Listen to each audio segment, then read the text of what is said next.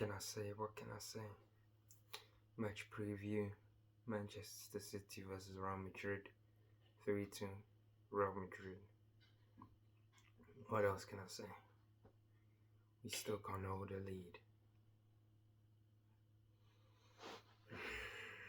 Okay, let me start. Let me tell you how the game started. City go 1-0 up to go by Erling Haaland. The second half, Mbappe scores to make it 1-1. Haaland gets a penalty 80th minute. 2-1, he scores. Then we decide that we've got to lose the game. Edison said we have to lose this game. Vinicius Jr. shoots from an impossible angle, but somehow Edison palms it into the path of another Madrid player, Brahim Diaz, to score. Next thing we know, 2-2. 90th minute. Kovacic plays a ball which he should, in fact, clear away. But I don't know what he tries to do, kicks it upwards. Rico Lewis thinks he has all the time in the world. Vinicius Jr. nips it off him. Edison tries his best, actually, in terms of it comes out, makes himself big. Vinicius plays it across. It wouldn't be going in, but Jude Bellingham's following it and hits it in. 3-2 Madrid. To be honest, I think Pep got it tactically right today. Playing a midfield of Bernardo Silva and John Stones, it wasn't the best, but we played really well. John Stones had a good time in that midfield, controlling it. I saw Mbappe throwing his hands up, Vini throwing his hands up as the ball was being passed along tiki-taka, but we still managed to lose the defense. Akanji comes off in the first half after making a tackle by Vini, injured himself in the process. I think that is our best defense right now. Now that Walker's gone, with Diaz, what would be Diaz and Ake played with Guardiola at left back and Akanji at right back, John Stones in the midfield. I think that midfield going forward should be John Stones and Nico Gonzalez in that holding place. Then we have attacking players like Kevin De Bruyne having a free roll to roam around, because we really limited them. Mbappe, near the end of the first half, he had a shot, he should have scored, but we were riding our luck. But that's what champions do, and that's what Real Madrid did at the end of the day. How many time winners are they? 15-time winners. It's in their nature to come back out of these circumstances, but for Manchester City, it looks like another end in the Champions League. Okay, let's talk about the team ratings. Edison, I'd give him a 6. I think he made some good tip saves and stuff. I think the defense, the whole defense, I think they get a 7 out of 10. I think they were really good today. Limited Real Madrid. Akanji, before he came off, Vinicius Jr. didn't have much running space. Akanji held him tight, was tight on him, didn't allow him to move around. That was good from him. Diaz, Mbappe was limited to stuff. He still had a chance in the second half where he scored, he slices it, but it was a good display in defense. Guardiola at left back. I didn't see Rodrigo in the game. I think Guardiola pocketed Rodrigo. He was nowhere in the game. In the midfield, Jude Bellingham, obviously, that 2 years, he's a man. He could go missing in a whole game, but pop up, scored the winner. That 2 years, that's where World Cup class players are found. So we go into the midfield. Bernardo Silva, I think he had a decent game, but wasn't his best game. I think I'd give him a 6. I think John Stones was City's, apart from Haaland, was City's man of the match. I'd give him an 8, a 7 out of 10. Savinho played well, tracking back, running forward, running backwards. For an attack, he wasn't that lethal, but I saw him tracking back, hyping up the crowd. I'd give him a 6. Kevin De Bruyne played well. He did a lot of good things in the game. I mean, he tried crosses then, but we always know Kevin De Bruyne is going to be someone that's going to play 90 minutes. He's always that kind of rotational player, moment player, let's say that, as I said in my last video, moment player. So he won't always give you 90 minutes, but in the time he gives you, he does create chances. On the other side, we had Grealish. I think Grealish was very bright, contributed to the first goal we scored. He loves that dink over the top, but unfortunately, he's got a knock, so he'll be out for a bit. The big man Erling, I understand many people do say they didn't have centre backs. They play with Romania and Asensio, but you still got to score goals, and that's what he did. His first goal took it very well, and obviously his penalty he took very well.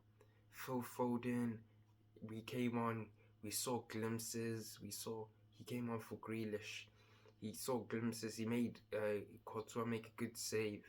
He was the man that went down for the penalty. It was a good display. I'd give him a 6. Obviously, Marmoush, Rico Lewis. I really think Rico Lewis will be a player who comes on for like. He's not a player who would come on to shore up a defense. I think he's a luxury player at City at the moment, where when we're winning a game 2-0, 3-0, then he comes on and performs. Then I think that to build his confidence, I don't think we saw Vinicius Jr. in the time he had, the little time he had with Rico Lewis, he really bodied Rico Lewis. I don't think Rico Lewis can play inside the right back row. We saw how Akanji, his physical presence, troubled Vinicius Jr., but Rico Lewis doesn't have that physical presence. He's not that quick, he's not that agile. So Vinicius Jr. just poked it off him and went on to assist for the winning goal. It was a tough performance. It's the thing about City. I think Guardiola, as I said before, Guardiola had it spot on. We had scored the first goal, went into first half 1-0 up, even though they had chances. I think he sets up really well. And obviously, Doku, Nico on the bench, obviously they couldn't come on as they're just recovering from injuries, so it wouldn't be the right circumstances, especially against Real Madrid. Kushinov, I think Kushinov, Mark, I said it here first, I think Kushinov will make that right back row his, because I think he's got that pace, that pace of like Kyle Walker, and he's got the physicality to play that right back row, while we have like a Kanji, Diaz and Stones fulfilling in the centre back. I think Kushinov could make that role his. Marmoush, I think he'll start getting more games. Foden had a pretty good game, but I think Marmoush could play on that left wing, the 10. Him and Foden could switch around there, as Foden playing in the left wing or the 10. Otherwise, it's not. I'm not angry at City. I think City played really well. It was just individual errors. It's not, as I say, it's not the way that we play. It's the way. Many people were expecting City, to be fair, to get knocked out, to get blown away by this Real Madrid side. They said the midfield would struggle, the front three, but they did cope with it. They did, but it's just individual errors that cost us in this game. That's the problem. It's the manner in which we lose games nowadays. It's not because many people say Pep Guardiola is failing, he can't do it with players, he needs to buy his way out of things, but I don't think that's the reason Man City are losing. I think it's individual errors, personally. It's not the midfield. Real Madrid's midfield didn't really overrun our midfield. I really doubt that. But it's just individual errors that cost us. Going to the Bernabeu with a 2-2, it would have been. I think it would have been a fairly even game. Real Madrid aren't at their best. City aren't at their best. I think it would be a good game. But going there now 1-0 down, 3-2. It's very difficult, because we know Real Madrid. Last season we saw them low block it out and then wait for penalties. They could go. They might snatch an early goal and hold it out. We saw Carlo Ancelotti bring off near the end, bring off Mbappe and put Frank Garcia on. That shows he's willing to go all defensive if needed to. So that could be a huge problem for Man City.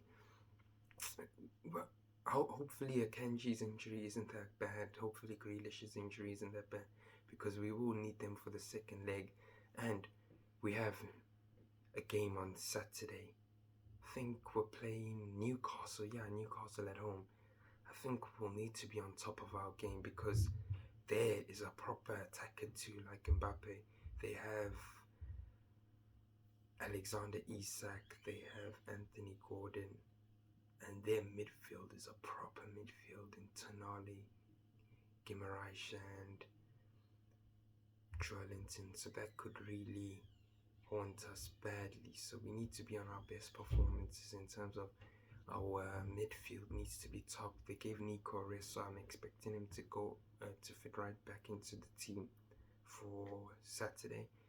And I'm expecting to see Doku maybe, because now that Grealish is injured, I really expected Foden to come on for a De Bruyne. I expected Pep Guardiola to throw in a tricky winger on the wings, because we know that Real Madrid, there were 6 players who, if they got a yellow card, they would have been out of the second leg. I thought he'd throw in some tricky players, cause a few fouls like Grealish did in the small time he played. I think that would have been really helpful in terms of like Bellingham was on a yellow, Vini was on a yellow, to take them out from the next game. That would have been very useful, because I think then we'd stand a good chance. But going back to the Bernabeu, with trailing 1-0, it will be difficult. I highly doubt we'll make it through, but we've seen stranger things happen, so we'll have to wait and see. My preview for Newcastle will be coming out soon, and I'll be previewing the match reaction after watching tomorrow Liverpool versus Everton, the Merseyside derby. You never know. I think I'll give you my prediction. I think the game will end 1-1. I think Everton fans will be up for it. Last game at Goodison, Liverpool struggled after Plymouth. I think they might have another stumbling block, and unluckily for Liverpool, apparently I saw something that they played 5 or 6 games in 15 days, which will be really tough for them. But that was my match analysis. See you in the next video. This is all about football, all about sports. Peace out.